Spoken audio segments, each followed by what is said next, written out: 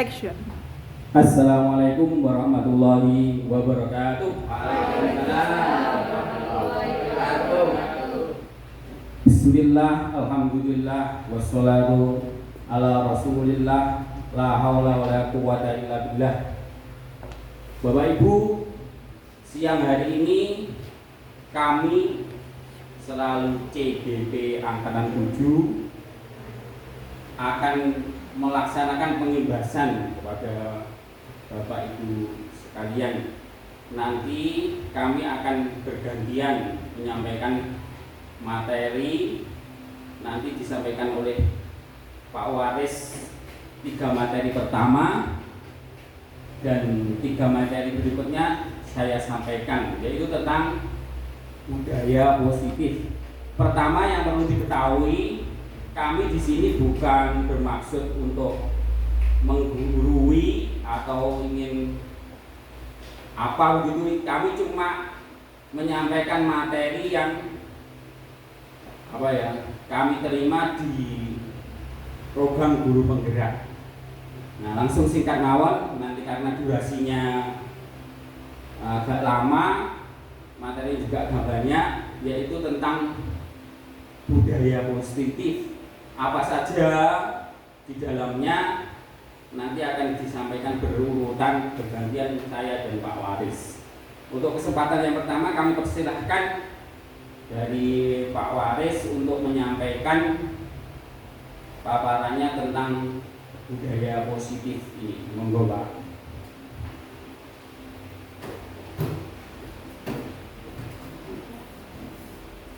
Assalamualaikum warahmatullahi wabarakatuh. Waalaikumsalam warahmatullahi.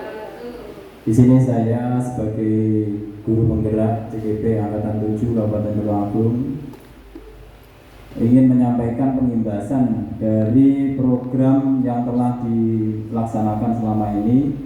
Jadi kita akan memasuki yaitu modul yang ke 1.4 atau budaya positif. Salah satu tugas kami adalah kita itu harus berbagi, ya, dalam artian mengimbaskan apa yang telah kami pelajari kepada Bapak Ibu semua.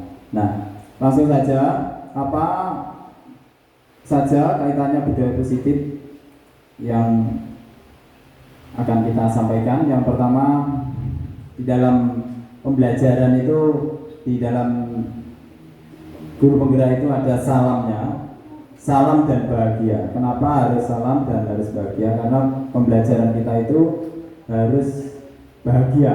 Jadi bagaimana kita membahagiakan diri kita dan bagaimana kita membahagiakan anak didik kita. Nah, begitu. Selanjutnya, apa makna budaya positif?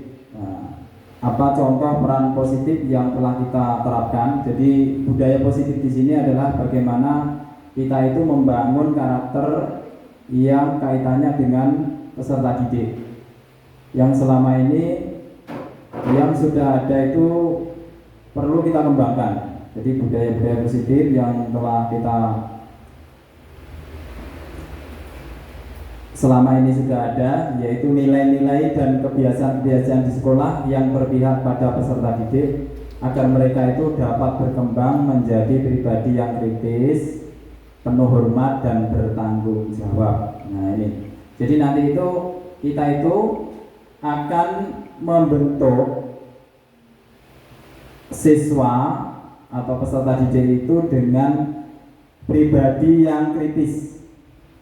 Tetapi walaupun mereka itu kritis, penuh dengan hormat dan bertanggung jawab. Ini yang perlu kita garis bawahi. Jadi bagaimana mengkritisi atau pembelajaran kita itu apakah sudah sesuai dengan kebutuhan anak atau belum. Nah ini sebenarnya anak atau siswa itu sekarang ini diberi kebebasan untuk menyampaikan atau mengharapkan dari Bapak Ibu guru itu perubahan. Nah, karena apa? Sekarang ini ada paradigma baru, ya. Ada paradigma baru kaitannya dengan pendidikan di Indonesia. Sebagaimana yang telah disampaikan oleh Bapak Pendidikan di Indonesia, yaitu yang sudah tidak asing lagi, yaitu Bapak Ki Hajar Dewantoro. Nah, selama ini mungkin Bapak Ibu ini yang dipahami dengan Ki Hajar Dewantoro itu hanya 3, ya, hanya 3 saja. Kira-kira apa Bapak Ibu yang sudah terkenal? Ing ngarsa sungtulodo ing madya mangun karsa tuturi handayani. Hanya itu yang selama ini mungkin Bapak Ibu ketahui. Tetapi ternyata di dalam filosofi pendidikan Ki Hajar Dewantoro itu banyak sekali ya yang perlu sekali kita ketahui. Nah, saat inilah pendidikan yang ada di Indonesia itu akan mengadopsi, atau selama ini kita itu mengadopsi teori-teori dari berbagai daerah atau dari negara lain. Nah, tampaknya untuk kurikulum yang akan datang ini kita akan mengadopsi dari filosofi pendidikan Ki Hajar Dewantoro. Nah, kira-kira apa saja Bapak Ibu ya filosofi dari pendidikan yang akan diajarkan oleh Ki Hajar Dewantoro? Yang pertama, Ki Hajar Dewantoro itu mengatakan bahwa pendidikan di Indonesia itu atau anak didik kita itu bukan menganut teori tabula rasa. Kita sering mendengar teori pendidikan itu dengan istilah tabula rasa. Mungkin Bapak Ibu sudah paham ya, tabula rasa itu kita itu menganggap anak didik itu sebagai kertas kosong sehingga kita itu bebas memberi tulisan. Nah, tetapi ternyata menurut Ki Hajar Dewantoro tidak seperti itu. Anak didik itu sebenarnya sudah membawa karakter atau ciri khas yang ada pada diri mereka. Ibaratnya itu anak didik itu sudah punya garis. Nah, kita itu sebagai pendidik hanya diminta untuk menebalkan garis-garis yang sudah ada itu, mana yang positif kita tebalkan, yang negatif kita hapus, ya paling tidak kita hilangkan. Nah, seperti itu. Sehingga nanti itu dalam mendidik kita itu harus berubah dari yang awalnya itu menganggap anak didik itu sebagai kertas kosong yang kita bebas menulisi, tetapi sekarang ini harus berubah dari konsep tabula rasa menjadi teori menebalkan hal yang positif dan menghilangkan hal yang negatif. Karena apa? Anak didik itu terlahir dengan bakatnya masing-masing yang unik. Dengan teori pendidikan yang sudah kita terima itu banyak sekali ya.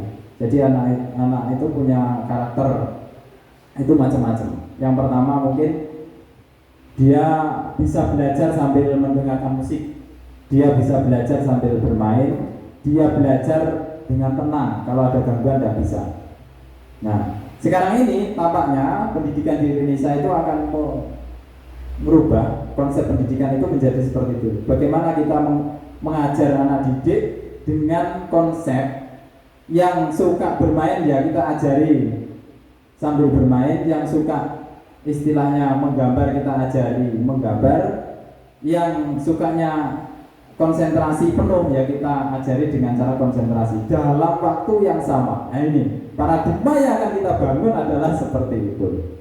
Jadi bagaimana kita mendidik anak kita itu dengan 3 teori, yaitu istilahnya adalah pembelajaran diferensi.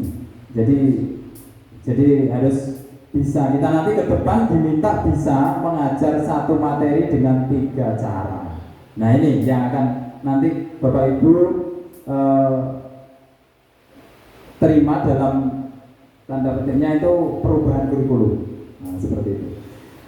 Yang ketiga, Ki Hajar Dewantoro itu memahami pendidikan itu harus sesuai dengan budi pekerti, karena budi pekerti itu kaitannya dengan cipta, karsa, dan karya. Jadi cipta, rasa, dan karsa. Karena kita itu menciptakan dan dirasakan, akhirnya tergerak untuk berkarya, seperti itu.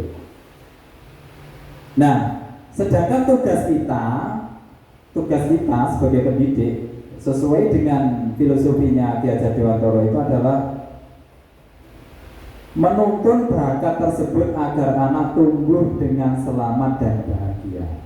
Jadi bagaimana anak-anak yang kita sering melihat kalau mengajar itu Bapak Ibu ini tidak kita pungkiri, ketika diajar ada yang di sana itu kotean, ada yang di sana itu gambar, ada yang di sini tenang seperti itu. Nah, inilah yang nantinya ke depan kurikulum kita itu akan bergeser seperti itu. Bagaimana kita mengakomodasi anak-anak yang suka kotean itu, tetapi tetap dalam konteks materi yang akan kita sampaikan. Dan yang lebih pentingnya itu adalah bahagia itu. Bagaimana Bapak Ibu bisa menciptakan kebahagiaan anak-anak. Nah itu. Nah, kenapa? Ibarat kita itu pendidik itu, kalau Ki Hajar Dewantara mengatakan kita itu sebagai petani, Bapak Ibu ya. Jadi petani itu bagaimana? Ya, petani itu ibaratnya biji jagung, kita itu hanya bisa menanam, merawat, dan nanti akan memetik hasilnya. Jadi itu kalau seorang petani, diibaratkan petani kalau nanam jagung nanti ya pasti panen jagung. Nanam padi, ya tanamannya nanti panennya padi. Tetapi supaya ya itu, ya suka pakai hati. Ya, katanya nanam padi tumbuhnya ya rumput. Ya, itulah bagaimana. Nah, dalam pendidikan ya seperti itu. Bagaimana supaya yang mengganggu itu bisa hilang. Bahkan sekarang ini rumputnya pendidikan itu banyak sekali dengan adanya teknologi itu. Jadi gangguan-gangguan pendidikan semakin banyak. Tetapi kita sebagai pendidik harus menggunakan konsep atau filosofinya Ki Hajar Dewantara. Kalau pengen jagungnya tumbuh dengan subur, ya harus ditanam di tempat yang subur, dirawat, dikasih pupuk. Kalau ada gulma ya disiangi. Sama dengan mendidik, kita itu harus menciptakan lingkungan yang kondusif, materinya harus sesuai dengan kebutuhan anak, dan nanti kita juga perlu mengevaluasi apa yang dibutuhkan oleh anak. Nah, di dalam mendidik itu, menurut Ki Hajar Dewantara ini ada dua kondisi alam yang harus kita pahami. Yang pertama adalah kodrat alam dan kodrat zaman. Kodrat alam itu kaitannya dengan kondisi keadaan siswa. Kodrat zaman itu dengan keadaan lingkungan atau isi atau materi apa yang kita sampaikan. Jadi dalam mendidik kita itu harus tahu karakter atau sifat atau keinginan yang ada pada anak. Itu yang pertama, yang dimaksud dengan kodrat alam. Jadi apa yang ada di anak itu kita harus pahami dulu. Nah, tampaknya di kurikulum yang baru ini juga nanti itu sebelum kita mendidik itu ada istilahnya pretest untuk mengetahui minat dan bakat daripada siswa. Sehingga ketika kita sudah mengetahui bakatnya, minatnya, sehingga nanti kita bisa mengarahkan anak itu ke jenjang yang lebih baik. Nah, di dalam mendidik kita juga harus mengikuti zaman. Kalau dulu zaman bapak kita atau mbak kita itu menulis pakai sabak atau mungkin juga masih menggunakan sekarang ini pakai pensil. Nah, di abad kekinian ini kita ternyata sudah dihadapkan dengan teknologi yang sangat canggih. Nah, seorang guru ini juga harus mengikuti perkembangan seperti itu, sehingga kita nanti ketika mengajar itu juga tidak ketinggalan dengan murid saya, murid kita ya mas saya. Nah, sekarang ini tampaknya kita itu ketinggalan ya, makanya kita itu harus belajar lebih dan lebih. Jadi anak-anak kita itu sekarang ini belajarnya di Google itu wah luar biasa. Bagaimana mengedit, bagaimana membuat video dan sebagainya, mereka lebih pandai. Nah, kita seorang pendidik juga dituntut bagaimana kita nanti juga bisa mengikuti perkembangan zaman, sehingga dalam mendidik itu kita juga bisa sesuai dengan kebutuhan anak. Yang terakhir ini menurut Ki Hajar Dewantara, dalam mendidik itu kita harus berpihak kepada anak. Nah ini, jadi yang selama ini mungkin ya, termasuk saya juga ini belum ya, belum berpihak kepada anak, masih berpihak pada guru. Contoh, ya contohnya ini. Senangnya nih bapak ibu guru itu kalau mengajarkan ceramah, paling enak ini ya. Nah makanya nanti paradigma pendidikan ke depan ini harus berpihak kepada anak. Bagaimana? Kita itu harus melibatkan anak-anak dalam hal mengambil berbagai keputusan. Contohnya ya nanti akan dijelaskan apa saja yang perlu melibatkan anak. Nah, nanti ke depan kita akan terapkan dan mungkin akan kita pelajari juga. Nah, untuk mengubah perubahan paradigma itu, untuk membangun budaya positif Bapak Ibu, kita perlu menyiapkan lingkungan yang positif, aman dan nyaman agar murid mampu berpikir, bertindak dan menciptakan dengan merdeka, mandiri dan bertanggung jawab. Jadi kedepannya pendidikan kita itu mampu menyiapkan murid-murid yang berpikir, bertindak, menciptakan dengan merdeka, mandiri dan bertanggung jawab.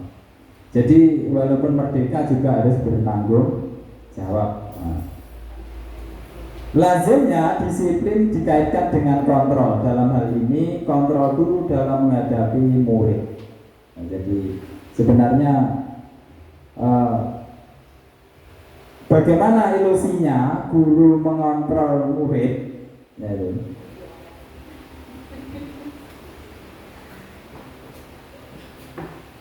walaupun tampaknya guru sedang melakukan kontrol terhadap perilaku murid, hal demikian terjadi karena murid sedang mengizinkan dirinya dikontrol. Saat itu bentuk kontrol menyatakan bahwa semua perilaku memiliki tujuan, bahkan terhadap perilaku yang tidak disukai. Nah, ilusinya bagaimana? Bahwa kritik dan membuat orang merasa bersalah dapat menguatkan karakter. Maksudnya kayak apa ya? Nah, menggunakan kritik dan rasa bersalah untuk mengontrol murid menuju pada identitas gagal. Mereka belajar untuk merasa buruk tentang dirinya. Mereka mengembangkan dialog diri yang negatif, kadang kala sulit. Bagi guru untuk mengidentifikasi bahwa mereka sedang melakukan perilaku ini, karena seringkali guru cukup menggunakan suara halus untuk menyampaikan pesan negatif. Nah, jadi sebenarnya kita itu istilah sekarang ini bullying. Istilah bullying itulah yang membuat karakter anak itu menjadi negatif. Makanya sekarang ini perlu ya kita untuk mengevaluasi, dan sekarang ini banyak sekali karena contoh-contoh di luaran itu lebih banyak daripada yang dicontohkan kita. Makanya itu bagaimana kita bisa menguatkan kontrol kita terhadap anak. Nah, bahwa semua penguatan positif, efektif dan bermanfaat. Jadi guru itu sebenarnya harus melakukan kontrol terhadap anak. Tujuannya adalah memberikan sesuatu yang efektif dan bermanfaat bagi anak. Nah, tetapi ini ada ilustrasi juga bahwa orang dewasa itu sebenarnya punya hak untuk memaksa. Tetapi kalau nanti kita paksa, efek di belakangnya juga kurang baik. Nah, bagaimana nanti supaya perubahan paradigma stimulus respon ini bisa berjalan dengan baik? Apakah kita bisa mengontrol seseorang? Nah, ini ada teorinya, stimulus respon dan teori kontrol. Nah, itu. Jadi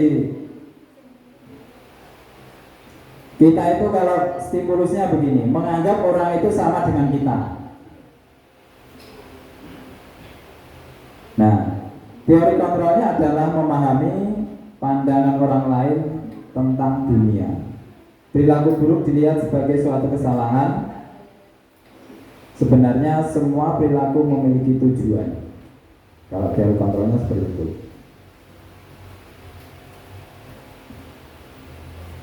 Kalau stimulusnya respons itu berpikir menang kalah,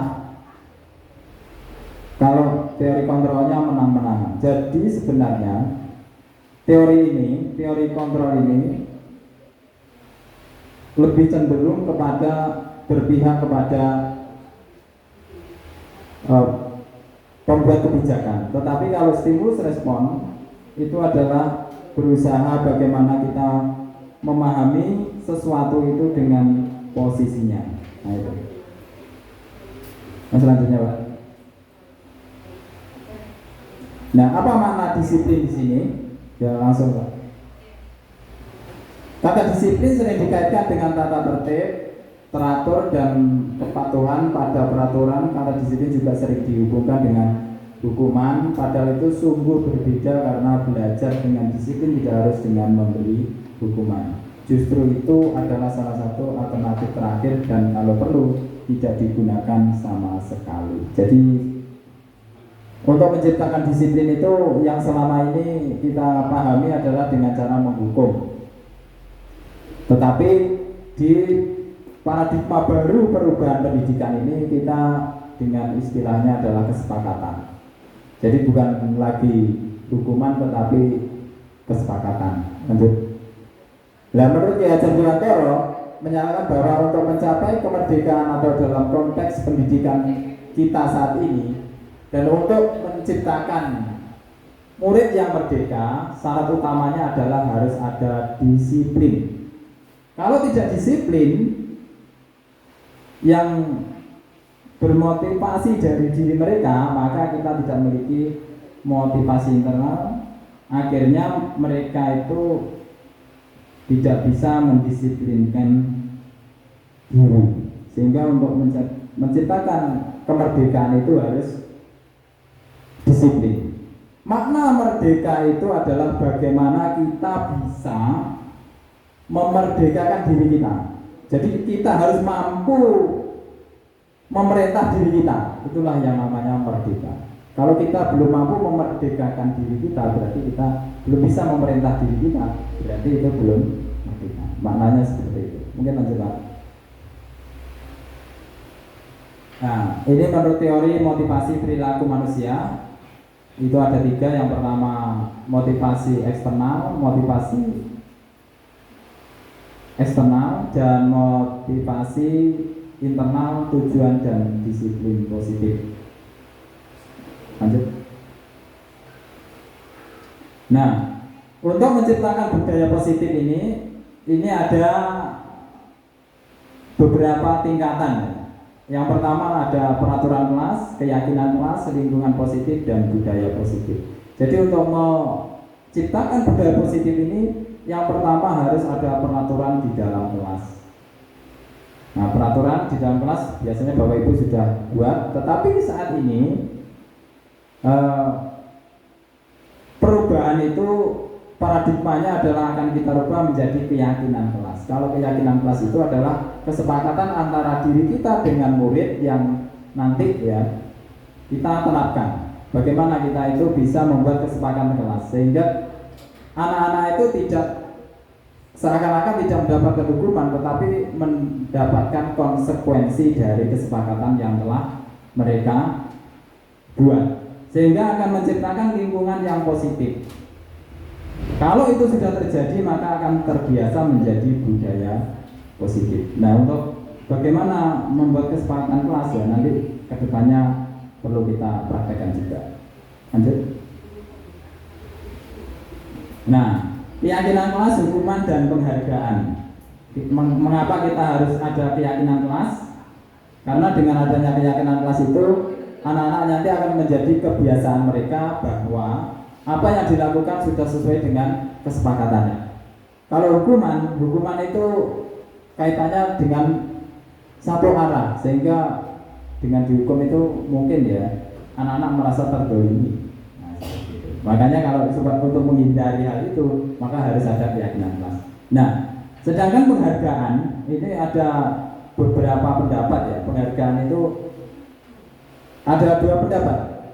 Dihargai itu ada dua pendapat. Yang pertama itu setuju dan yang kedua tidak setuju. Kenapa tidak setuju? Karena kalau dihargai mungkin Bapak Ibu mengajar. Nah, nanti yang berapa nilai 100 saya kasih uang 5.000. Nah, itu katanya diskriminasi. Ya. Nah, jangka panjangnya hukuman atau penghargaan itu kalau menghukum penghargaan, ya.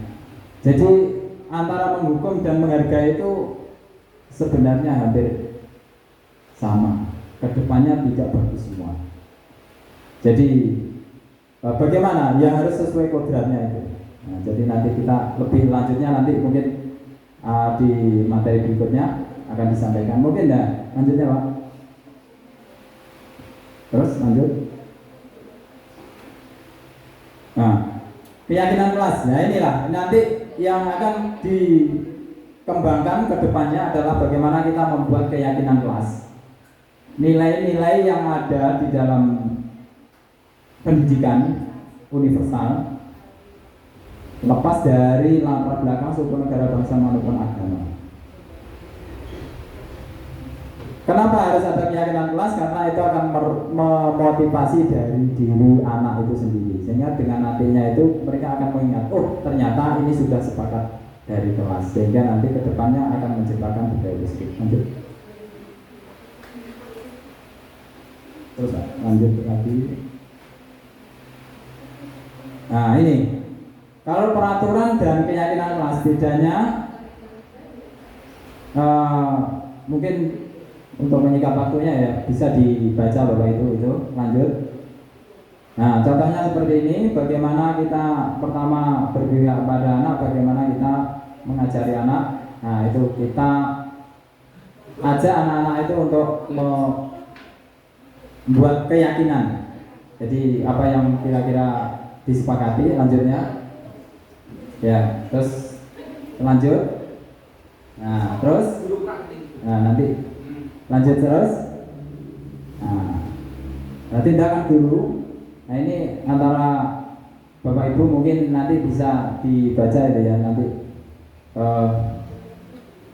Kira-kira biasanya kita itu kalau menghukum anak penulis 100 kali saya tidak mau lagi, saya tidak mau lagi. Nah itu, nah seperti itu. Jadi nanti kedepannya hal itu ternyata kurang bagus, nah, kurang efektif dan sebagainya. Nah lanjutnya Pak. Terus lanjut. Nah mungkin itu ya kaitannya dengan apa, persiapan budaya disiplin di sekolah. Nah materi berikutnya adalah kebutuhan dasar manusia dan restitusi. Ini akan disampaikan oleh Pak Jenderal karena terus terang di SD kita ini kan ada 2 orang CGP, sehingga untuk membuat kegiatan ini kita berkolaborasi dari kami, sehingga mungkin itu materi yang pertama dan mungkin yang kedua akan disampaikan oleh Pak Jenderal. Ya, terima kasih. Langsung lanjut saja. Mungkin supaya ada gambaran akan saya kembalikan sedikit. Tadi kan judulnya budaya positif ya. Ya, dari budaya positif ini terbentuk itu pertama biasanya itu ada peraturan kelas dulu, kemudian ada keyakinan kelas, kemudian kalau ini sudah dilaksanakan berulang-ulang kemudian akan membentuk budaya. Artinya perlu tahapan-tahapan untuk mencapai budaya positif ini. Dan nanti di sini materi-materinya itu mulai dari cara membentuk keyakinan di kelas bagaimana, lingkungan positif bagaimana dan seterusnya. Ini akan, kalau peraturan kelas kan kita semua sudah punya ya, peraturan kelas sudah umum, tapi kalau keyakinan kelas itu mungkin menjadi hal yang baru, apalagi budaya positif. Nah, saya akan mengurutkan nanti cara membuat keyakinan kelas akan dijelaskan di belakang. Cuman dari tadi ya, dari apa yang sudah dijelaskan Pak Waris tadi itu menjadi modal ya. Jadi latar belakangnya tadi kan filosofi Ki Hajar Dewantara yang mulai dari tabula rasa sampai Sungai Kodrat Alam dan Kodrat Zaman. Kemudian tadi sepintas disinggung kalau sebenarnya untuk membentuk budaya yang positif ini, peraturan kelas, keyakinan kelas dan lingkungan ini, kita harus bisa mengontrol murid. Nah, untuk mengontrol murid itu kan biasanya menggunakan hukuman. Kita mendisiplinkan murid itu biasanya kita menggunakan hukuman, dan itu ternyata tidak direkomendasikan di sini ya. Nah, makanya di sini nanti kita harus keyakinan kelas. Peraturan kelas saja ini masih tadi dibanding-bandingkan kurang efektif karena di peraturan nanti ujung-ujungnya ada hukuman. Nah, langsung tadi ke kebutuhan manusia itu Pak. Masih semangat ya Bapak Ibu? Wah, ini untuk semua ini. Cepat saja ini pokoknya nanti sudah tercapai. Nah, dalam mengontrol seseorang itu sulit. Orang itu mau dikontrol nggak bisa. Ibaratkan kita ada sesuatu yang berharga, kita genggam seperti ini, yang sebenarnya bisa membuka itu bukan orang lain, tapi diri kita sendiri. Makanya dikatakan tadi oleh Pak Waris, motivasi internal. Jadi kalau kita ada sesuatu yang berharga kita pegang di kepala tangan kita, ini tidak akan dibuka kalau kita sendiri tidak punya kemauan. Tentunya hukuman dan lain sebagainya terpaksa. Nah, sebenarnya orang berperilaku itu berdasarkan kebutuhan mereka. Nah, ini sudah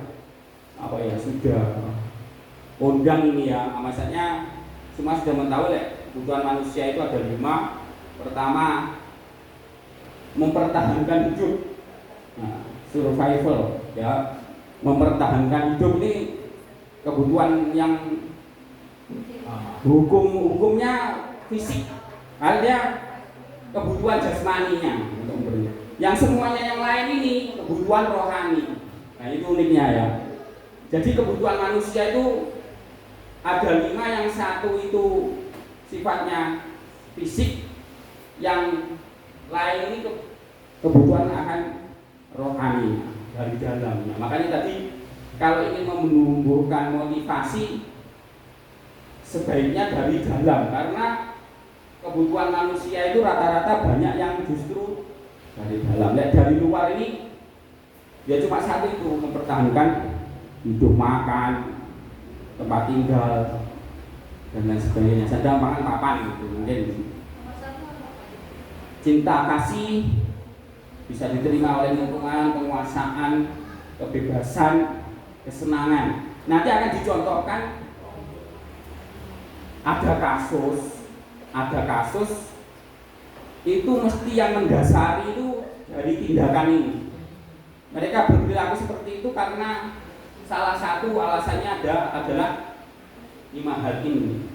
Apa itu mempertahankan hidup, atau karena kebebasan, ingin bebas. Anak misalkan manyun ya, manyun itu bertindak seperti itu, kita cari tahu motivasinya dia itu apa.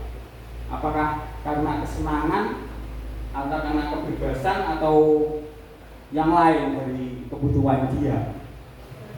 Nanti yang bisa menemukan guru kelasnya ya biasanya. Ternyata yang paling dibutuhkan manyun itu. Dan itu cara menyembuhkannya ya diketahui kebutuhan dia itu apa. Lanjut Pak, coba bentar lanjut. Nah, ini ada kasus seperti ini. Misalkan nanti coba dari kasus ini ibu bapak sekalian bisa menebak-nebak. Ini ada kasus Ibu Ani adalah guru kelas 5 SD Pelita Hati, sedang bingung menghadapi ulah salah satu murid yang di kelasnya Agus namanya. Nah, beberapa anak lapor kepada Bu Ani. Agus ini selalu minta bekal makanan siang terhadap dia malah ikon Joni. Nah, kira-kira apa yang dibutuhkan Agus di sini? Sudah bisa ditebak ya dari ini. Apa kira-kira? Mempertahankan itu. Nah, ini bahaya ini. Ternyata dia itu bukan. Udah juga sih. Dan nanti coba di next apa berikutnya. Nah, dalam konteks disiplin positif, Ibu Ani ini sebaiknya mencari tahu alasan Agus melakukan tindakan tersebut. Nah, di situ ada apabila jawabannya karena ia lapar dan orang tuanya tidak membawakan bekal makan, yang kebutuhannya adalah kebutuhan bertahan hidup. Tapi apabila jawaban Agus karena ia senang temannya memperhatikan dia, itu berarti kebutuhan untuk iya.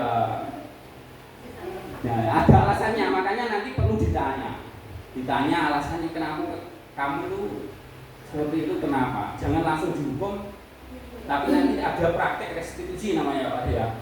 Ada restitusi itu menemukan, bukan menghukum anak, tapi menemukan jawaban ini dari alasan mereka berbuat seperti itu. Tentu ada alasannya, makanya treatmentnya, obatnya ya harus kita tahu. Apa ada anak yang terlambat, belum tentu loh alasannya sama dengan prediksi kita. Barangkali ada alasan yang luar biasa di sana. Nanti ada contohnya di belakang, ada contohnya.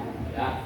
Terus Pak, nah ini ternyata untuk mengontrol seseorang itu ada 5 posisi kontrol, yaitu sebagai penghukum tadi ya. Pertama sebagai penghukum. Ini dikatakan ini gagal. Orang yang menyelesaikan mengontrol seseorang itu dengan cara menghukum itu dikatakan di sini dihindari, tidak boleh. Gagal. Yang kedua membuat rasa bersalah. Ini juga tidak direkomendasikan untuk dilaksanakan. Kadang ada anak itu takut dihukum, kemudian dibuat merasa bersalah juga akhirnya diam. Tapi itu berdampak pada psikisnya. Nanti ada videonya, saya beritahu. Saya putarkan, ada kelima posisi ini. Ada anak yang terlambat, posisinya ada 5 itu. Nanti yang terakhir ini sebagai manajer. Nah, ini yang direkomendasikan di CGB. Di CGB itu bagaimana kita berposisi sebagai manajer. Kalau teman tahu itu nanti kepada itu tadi peraturan dan keyakinan kelas itu belum sukses, tapi ini masih diperbolehkan di sini. Ini jelas berhasil, tapi motivasinya masih dari luar. Tapi kalau di manajer nanti dari dalam, jadi anak-anak itu bertindak positif tadi dalam rangka budaya positif tadi karena dia itu benar-benar termotivasi dari dalam. Termotivasi dari dalam ini tidak bisa diganggu gugat, itu bisa, artinya dia itu melaksanakan itu bukan tidak ada pamrih apa-apa, karena sesuai dengan keyakinannya itu tindakan itu adalah benar. Wes terusnya Pak. Nah, inilah kita ke posisi restitusi untuk supaya tidak bosan ya. Kemarin tadi kan tadi kita mendengarkan ceramah saja. Ini ada video kita lihat tentang 5 posisi kontrol tadi. Sebentar Pak ya. Tunggu dulu.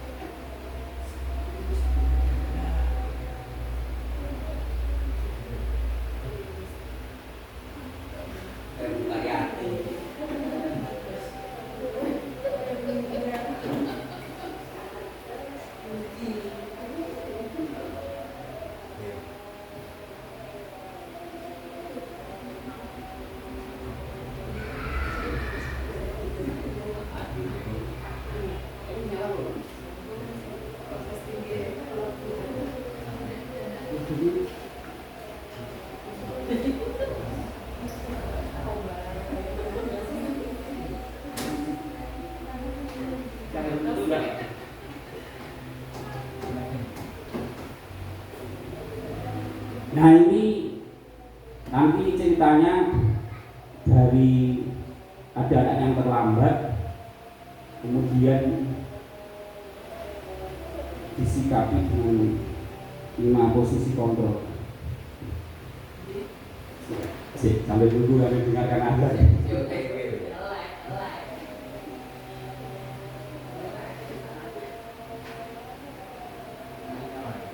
Antonol Brox itu apa?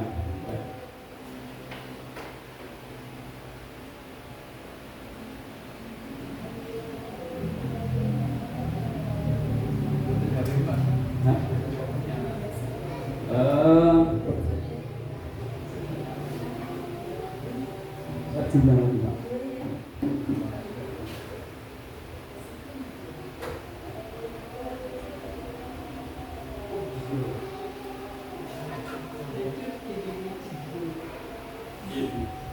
Ya apa sih?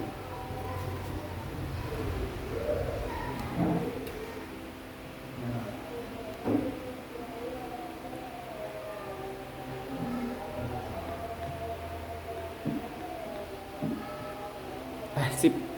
Sip Pak. Bisa Pak. Bisa Pak. Nah ini dibagi Pak. Sampai. Kalau ini 5 kebutuhan.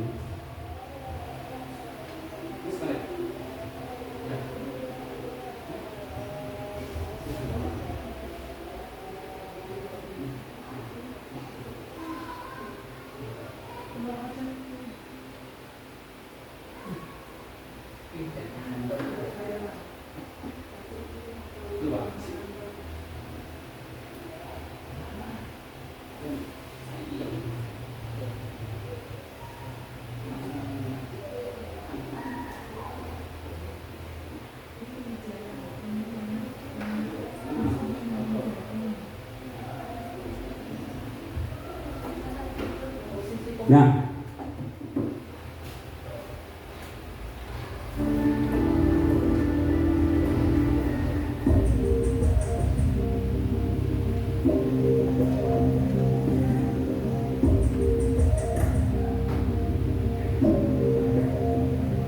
Naran, sini kamu. Selamat pagi Bu. Selalu terlambat. Kamu deh, pasti terlambat. Maaf Bu, saya Apa? Apa coba? Alasan kamu apa lagi? Kapan sih kamu tidak terlambat? Malas sekali ya kamu jadi anak. saya Dasar pemalas. Gak kapok-kapok sih kamu. Sudah berapa kali terlambat? Sana, kamu keliling lapangan basket 2 kali. kenapa saya harus keliling lapangan basket Bu? Kenapa? Kamu mau lawan ibu? Berani-beraninya jawab.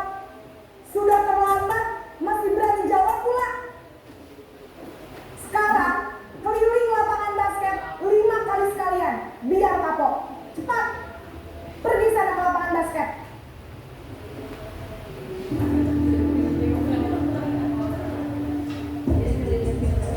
ini posisi membuat rasa bersalah.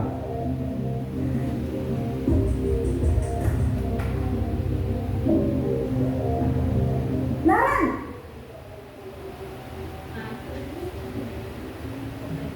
Selamat pagi Bu. Naren. Kamu kenapa terlambat lagi, nak? Ya Tuhan, Naren. Kamu senang ya bikin ibu susah ya? Kalau kamu terlambat lagi, nanti ibu yang ditegur bapak kepala sekolah, nak. Disangka ibu tidak bisa membina kamu. Duh, gimana ini? Maaf Bu, Duh, Gusti Naren. Kamu suka ya kalau ibu ditegur bapak kepala sekolah? Terus, sekarang ibu harus tulis apa ini di buku absen? Ini kamu sudah sering terlambat loh. Ibu harus apa coba? maaf Bu, maaf sekali. Ya sudah, Lain kali jangan bikin ibu susah lagi ya nak ya. Ibu tidak akan kuat lagi kalau kamu begini terus. Bisa jantungan kalau ibu tegur bapak kepala sekolah. Sana cepat ke kelas. Maaf ya Bu, maaf sekali. Posisi pembuat rasa bersalah berbicara dengan nada tenang. Ini yang posisi teman.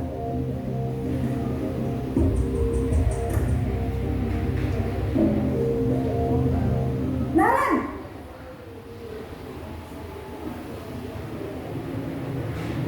Selamat pagi Bu. wah sudah jam berapa ini nak? Terlambat lagi ya sayang. Iya Bu, habis ibu saya lupa bangunkan saya Bu. Kamu malah menyalahkan ibu kamu. Kamu bukannya anak yang larinya paling kencang. Kok terlambat sih? Iya Bu, saya memang terlambat bangun tadi. Jadi biarpun saya lari kencang, tetap gak kekejar Bu. Ya sudah sana. Nanti lain kali larinya lebih kencang lagi ya. Biar gak terlambat lagi. Bikin senang ibu. Demi ibu. Bisa kan? Bisa lah Bu. Ya sudah sana masuk kelas. Ibu beresin urusan absen kamu. Kamu ini ada-ada saja.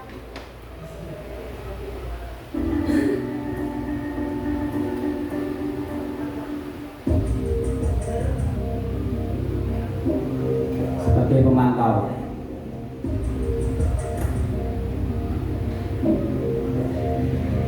Naren!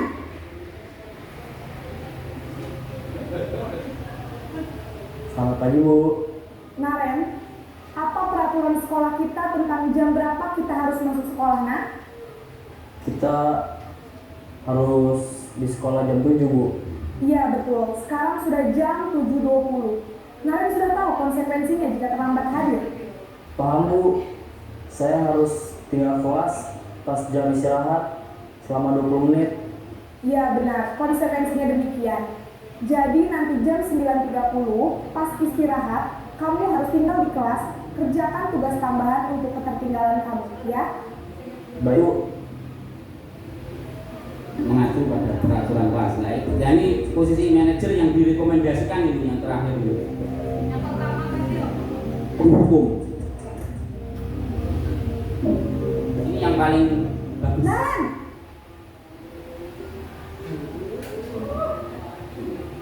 Selamat pagi Bu. Selamat pagi Naren. Maaf Bu, saya terlambat. Iya, sekolah masuknya jam 7, sekarang sudah jam 7.20. Jadi sekarang bagaimana ini Naren? Maaf Bu, saya lupa setel alarm saya semalam. Baiklah, menurut kamu, keyakinan sekolah yang mana yang perlu kamu tingkatkan? Menghargai diri sendiri dan orang lain mungkin ya Bu. Setuju. Jadi, apakah Naren meyakini prinsip saling menghormati tersebut? Iya Bu, saya meyakininya. Apakah Naren bersedia memperbaiki masalah keterlambatan ini? Bersedia Bu. Bagaimana kamu akan perbaiki masalah keterlambatan ini? Saya akan coba untuk tidak lupa menyetel alarm saya Bu. Baik, kalau Naren lupa menyetel alarm di rumah, ada orang yang kira-kira bisa bantu mengingatkan tidak? Ada Bu, kakak saya, Kak Emma. Ada lagi selain Kak Emma? Selain Kak Emma, ada ibu saya. Baik, jadi yang mengingatkan Naren adalah Kak Emma dan ibu kamu ya?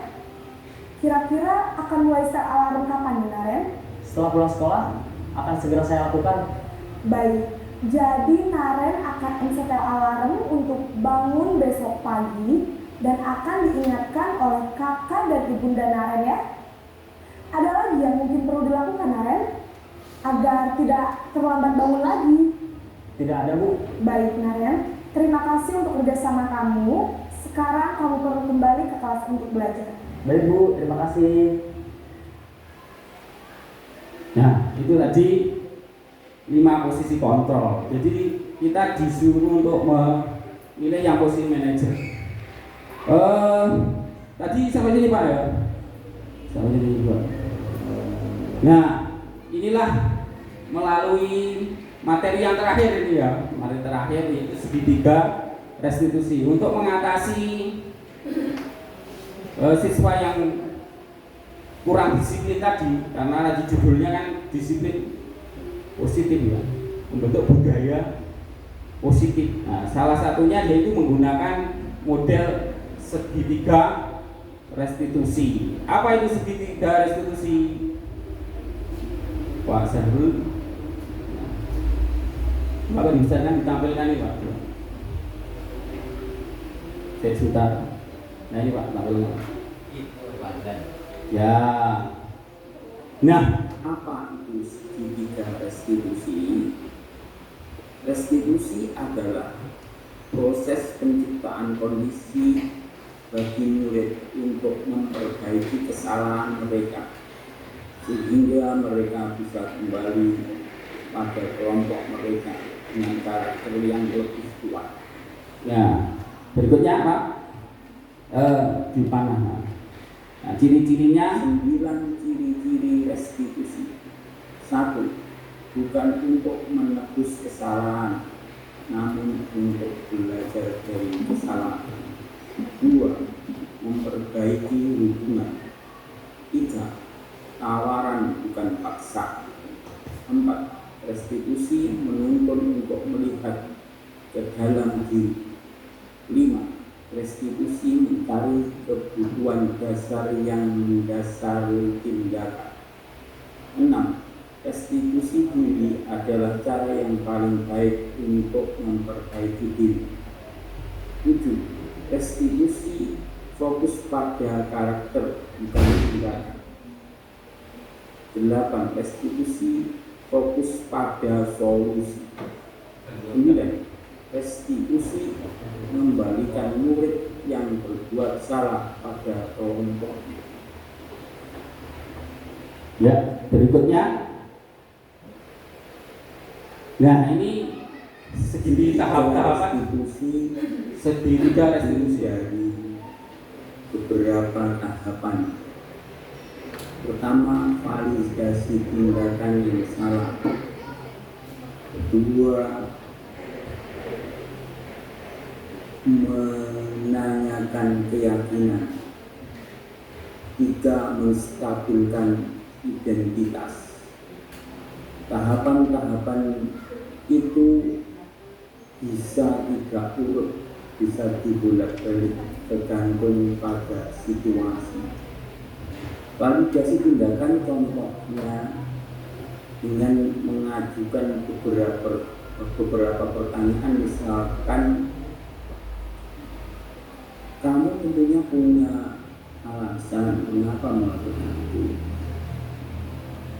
atau adakah cara lain yang efektif untuk mendapatkan apa yang kamu butuhkan. Pertanyaan nilai-nilai apa yang telah kita sepakati. Ya. Nah, ini tahap-tahapannya. Kamu Mulai dari ini tidak harus surut ya, dari menstabilkan, boleh lihat kondisinya nanti ya, bisa berangkat dari mana saja, tergantung situasi. Pertama boleh menstabilkan ini, memvalidasi, kemudian menanya keyakinan. Nah ini tahap-tahapan segitiga restitusi. Bisa tidak double klik Pak? Yang itu tadi segitiga. Nah, double klik.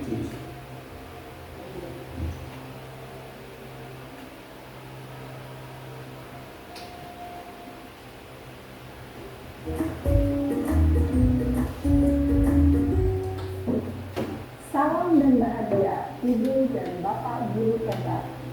Pada video kali ini kita akan membahas tentang salah satu program disiplin positif yang diterapkan di lingkungan sekolah yang dikenal dengan nama restitusi.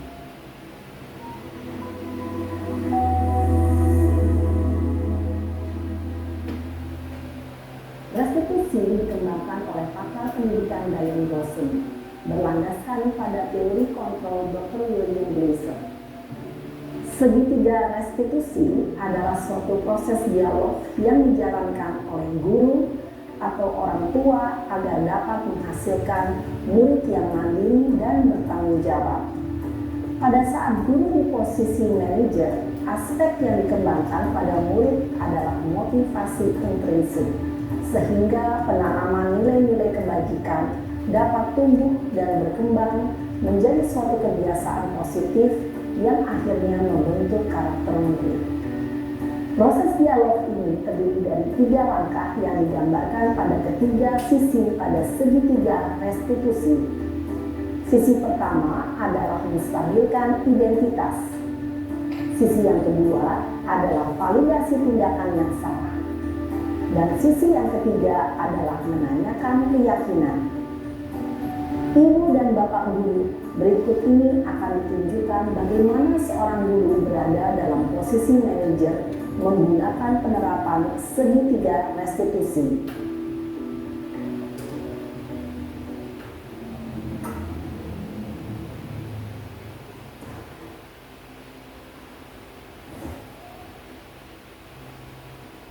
Siang Sarah, Siang Pak. sudah lama nggak ketemu Sarah. Kenapa hari ini ada di sini? Kesel Pak, kesel banget. Masa aku dikatain tukang fitnah Pak? Ya aku marah lah. Aku balik katain Eka di depan kelas. Kesel banget. Oh begitu. Ya pasti kamu marah dan kesal. Bapak juga akan marah apabila ada yang menuduh Bapak seperti itu. Kemudian pada saat itu kamu mau melakukan apa? Ya saya langsung ngatain Eka lah Pak. Kesel banget. Saya bentak-bentak dia depan teman-teman lain. Oh begitu. Pasti kamu melakukan seperti itu karena suatu alasan tertentu bukan? Iyalah, masa saya diam saja Pak? Ya saya bela diri lah. Masa saya dituduh tukang fitnah? Ya wajarlah. Mempertahankan harga diri itu sesuatu yang penting buat kamu. Untung kamu tidak bertindak lebih gegabah lagi. Hanya membentak-bentak. Iya Pak. Untung saya masih bersabar dan hanya membentak saja. Sudah gemes padahal. Saya pasti bela diri lah. Ya pasti ya. Tapi kamu memilih untuk tetap bertahan dan bersabar. Kamu memilih untuk tidak berbuat lebih parah lagi kan? Iya. Nah, sekarang coba kita lihat lagi tindakan kamu yang bentak-bentak Eka di kelas. Tindakan kamu itu kira-kira sesuai dengan keyakinan kelas atau prinsip kamu tidak? Enggak lah Pak. Capek Pak jadi pemarah. Jadi keyakinan atau prinsip mana yang kurang sesuai dengan keinginan kamu? Ya, saya sebenarnya sangat menghargai orang lain. Mungkin saat itu saya menjadi emosi, jadi tidak menunjukkan sikap itu. Kamu meyakini tidak? Menghargai orang lain itu penting buat kamu. Yakinlah Pak. Iya, setuju. Kita harus saling menghargai. Namun, ada juga keyakinan yang kita sepakati yang perlu kita jalankan apabila kita sedang marah, bukan? Ya saya bisa lebih proaktif, mulai dengan diri sendiri. Saya bisa jadi lebih sabar, mengambil waktu jeda untuk berpikir mau apa selanjutnya. Kira-kira kamu bersedia memperbaiki masalah ini tidak? Bersedia Pak. Kalau kamu memperbaiki masalah ini, kamu akan menjadi orang seperti apa? Saya akan menjadi orang yang bertanggung jawab kali ya Pak. Dan senantiasa proaktif. Iya, menurut kamu bagaimana rasanya menjadi orang seperti itu? Ya nyaman lah, bangga bisa bersabar dan menahan diri. Baiklah kalau begitu. Yuk kita pikirkan bagaimana memperbaiki masalah ini. Ya, itu tadi berarti anaknya diajak mencari solusi kalau restitusi. Ibu dan Bapak guru hebat. Baru saja kita menyaksikan contoh bagaimana seorang guru berada dalam posisi manajer menggunakan penerapan segitiga restitusi. Mari kita bahas satu persatu. Pada sisi pertama, menstabilkan identitas berdasarkan pada prinsip bahwa membuat kesalahan adalah bagian dari proses pembelajaran. Sisi pertama dari segitiga ini berperan menggeser identitas murid dari identitas gagal ke identitas sukses. Murid yang sedang bertingkah laku yang tidak pantas atau menarik diri saat itu sedang mengalami identitas gagal. Bila kita mengkritiknya, maka posisinya tidak akan berubah. Kita bisa mengajukan pernyataan-pernyataan ini. 1. Membuat kesalahan sesuatu yang wajar. 2. Manusia tidak ada yang sempurna. 3. Kita bisa memperbaiki masalah ini. 4. Saya tidak menanyakan kesalahannya. Saya lebih fokus bagaimana memperbaiki masalah ini. 5. Apakah saat ini kamu tengah menjadi orang yang baik untuk dirimu sendiri? Pada sisi kedua, validasi tindakan yang salah berlandaskan pada prinsip bahwa setiap perilaku berupaya memenuhi suatu kebutuhan tertentu. Guru yang telah memahami teori kontrol akan bergeser dari pemikiran stimulus respon menjadi proaktif dan mencoba untuk mengenali tujuan dari perilaku murid, mengenali dan mengakui kebutuhan murid ini dapat memperbaiki hubungan dengan murid tersebut. Pernyataan atau pertanyaan bisa disampaikan dengan nada suara tidak menghakimi atau memojokkan, sehingga dapat mengembalikan murid pada posisi positif. 1. Kamu ini nah itu materi terakhir yaitu tentang restitusi. Dari tahap-tahapannya seperti tadi. Nah, dari ini tadi ini sudah 1 jam, berarti hampir selesai ya. Nah saja, jadi ya relax. Nanti akan kami contohkan penerapan segitiga restitusi ini di dunia nyata, apakah dapat berjalan seperti yang tadi, seperti anak yang tadi ya. Dia ada anak yang berkelahi tadi ya, berkelahi terus dibentak-bentak dan seterusnya. Tapi akhirnya dari pembentukan keyakinan kelas sebelumnya akhirnya bisa menemukan solusi sendiri. Nah ini CGP kami dan Pak Waris ini kemarin disuruh untuk membuat penerapannya di sekolah. Nanti akan kami contohkan penanganan kasus dengan model segitiga restitusi. Nah, ini mungkin keseluruhan materi tadi dari awal, jadi dari cita-cita tadi adalah membentuk budaya positif ini. Terus untuk membentuk budaya positif itu tadi perlu dikenali dulu kebutuhan-kebutuhan manusia tadi, karena untuk mengontrol seseorang itu juga ada posisinya tadi karena disesuaikan dengan kebutuhannya juga, dan akhirnya nanti endingnya terbentuklah budaya positif. Budaya positif itu berjalan kalau sesuatu yang positif tadi itu bisa membudaya di sekolah. Salah satunya adalah restitusi. Ini masih di modul 1 ya, nanti ada modul sampai modul 3 untuk CGP. Jadi nanti setelah ini kami kasih tahu video untuk penerapan restitusi. Setelah itu selesai ya, setelah selesai kita lihatkan ya. Jadi kami itu dibuatkan drive untuk mengumpulkan pekerjaan kami. Nah di kelas kami ini kelas 208. Di sini anggotanya ada Pak Waris, ini Pak Waris, ada saya, Bu Julfia, Pak Soleh, Bu Nur Laili, ada Bu Hima. Nah ini 7 orang ini satu kelas di bawah pimpinan PP kami yaitu Bu Barbara. Nah di sini ada kumpulan-kumpulan tugas yang kami selesaikan. kami kumpulkan ya. Ini bisa dilihat kalau login ke ID belajar. Ini saya contohkan salah satu penerapan segitiga restitusinya, salah satu saja dari kami ya.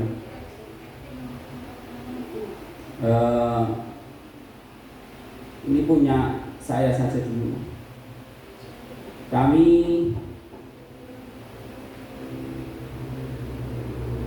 kemarin katanya ada anak yang main lato-lato ya. Coba saya terapkan itu ternyata tidak sesuai dengan prediksi saya. Bisa coba dilihat sebentar. Nanti cukup menarik tapi di luar prediksi. Nanti ternyata endingnya lucu sekali. Suwiman Pak.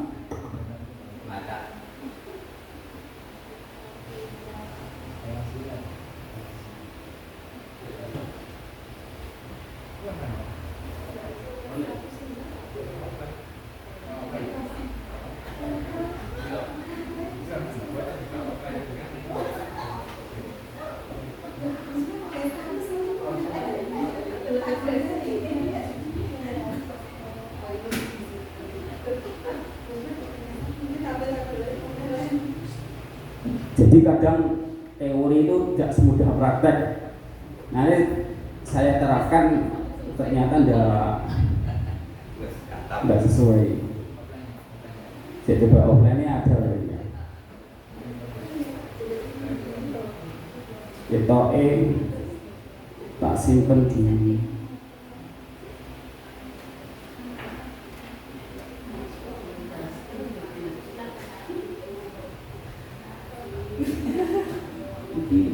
apa ini?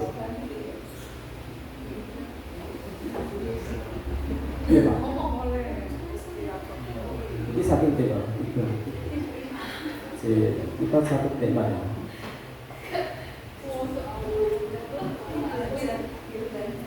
Iya. Titik mana?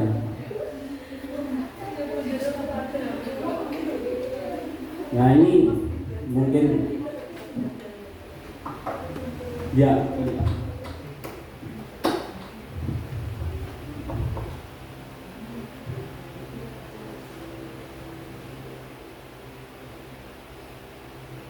Ini kasus ada anak yang belajar bermain lato-lato di dalam kelas ya. Kasus kedua, nah ini anaknya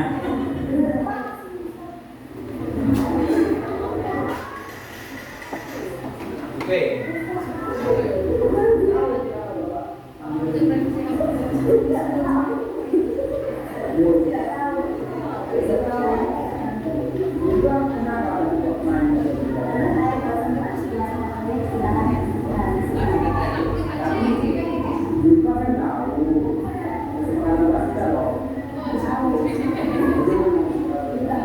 jawabannya juga itu lucu.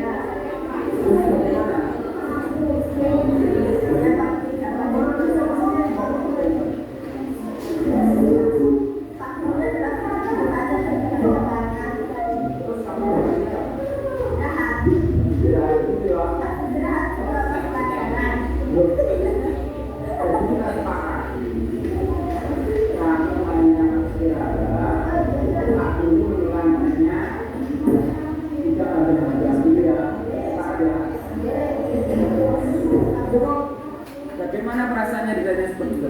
Saya mengetahui kalau perbuatan saya itu kasih salah, dan saya akan mengalami juga dan tahu Pak Ibu akan tidak bermain di kelas. Karena perbuatan main di kelas itu bikin semua teman goblok. Lah ngono gurunya ngomong di. Ya. Ternyata kami sebenarnya sudah mampu menemukan solusi. Solusinya yaitu kami menerangkannya tidak terlalu banyak. Kemudian mereka bersedia untuk tidak main ketika pelajaran. Nah, itu mungkin yang terpenting ya. Maksudnya dengan penerapan restitusi ini kami bisa menemukan solusi sementara seperti itu. Nanti dievaluasi lagi.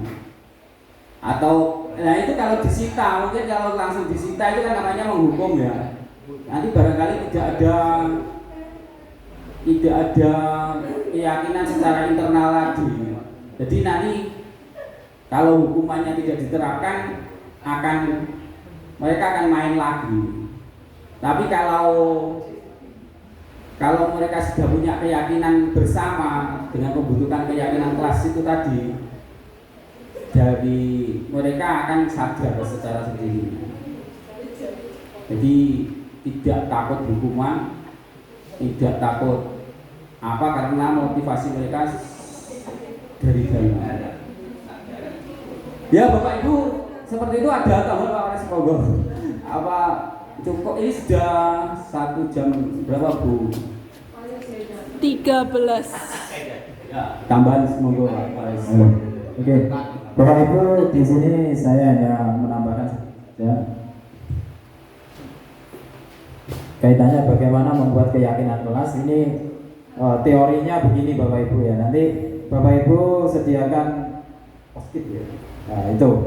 Jadi ada Bapak Ibu di dalam kelas ini kita membuat keyakinan kelas itu dengan membuat kesepakatan cara yang sederhana. Kita tanya kepada anak-anak, kita bagikan kertas itu anak-anak kita minta untuk menulis kira-kira ya yang perlu disepakati apa saja.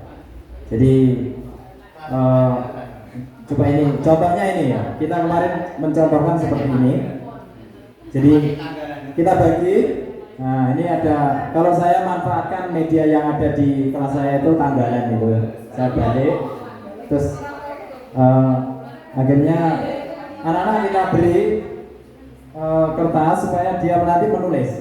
Setelah menulis, terus kita sepakati. Nah setelah disepakati, nanti kita tanda tangani bareng-bareng bahwa inilah kesepakatannya dan konsekuensinya sesuai dengan kesepakatan. Mungkin itu yang prakteknya ke depan, mungkin itu yang bisa nanti ke depan kita praktekkan. Akhirnya mungkin ini ya, ini saya dulu apa yang dapat kita sampaikan mungkin saya cukupi ya. Kami berdua apabila dalam menyampaikan materi ini ada kurang lebihnya mohon maaf. Saya akhiri, wassalamualaikum warahmatullahi wabarakatuh.